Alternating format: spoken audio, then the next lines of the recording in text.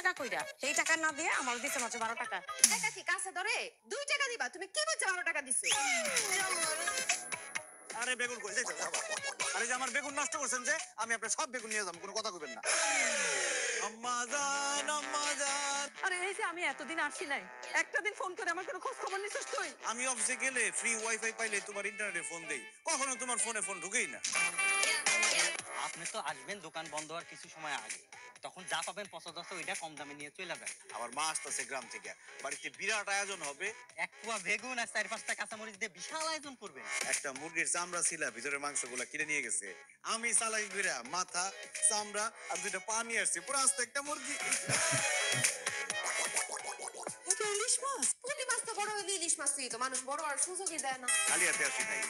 এই দেখ তোর জন্য আধা কেজি মুড়ি নিয়ে আসছি, মশমশা মুড়ি। কাকা মুরগি দিচ্ছে, খাইতে লাগবে। আরে না, আপনারা মা মেয়ে মিলা কঞ্জুসামি করে এই ছেলেটার জীবনটা শেষ করে দিয়েছেন। হোয়াট ডু ইউ মিন বিয়ান সাহেবা? কি ইংলিশ কইছি বুঝেন না তো? তোরা তো যাইছি, তখন ভাবছি তোরা 2 দিন থাকতে যাবি গিয়া। তো সপ্তাহখানে পার হয়ে গেছে, তোরা যাইতেছিস না। ইয়াল্লাহ। 1 কোটি টাকা তোর হাতে দিব, 1 মাসের মধ্যে সে 1 কোটি টাকা তোর খরচা করন লাগবে। যদি খরচা করতে পারোস তাহলে বাকি 4 কোটি টাকা তোর। 1 মাসের মধ্যে 1 কোটি কিভাবে শেষ করবো সেই বুদ্ধিটা দাও। আইলাম হারতে, উল্টা সব টাকা জিতা গেলাম। ও এত টাকা একটা মাছ বড় বস্তু ভাই। 15,000 টাকা।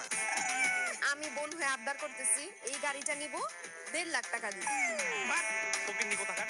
নতুন গাড়ি কিনে নিয়ে আসলাম, কেমন হয়েছে? এটা গাড়ি? তুমি আমার 1 কোটি টাকা দিছো না, 99 লাখ টাকা তো আছে, ওইটা দিয়ে আমার চলবো। টাকা তো আমার বাপের, আমার বাপের টাকা মনে হচ্ছে তুমি মাইরাই দিবা।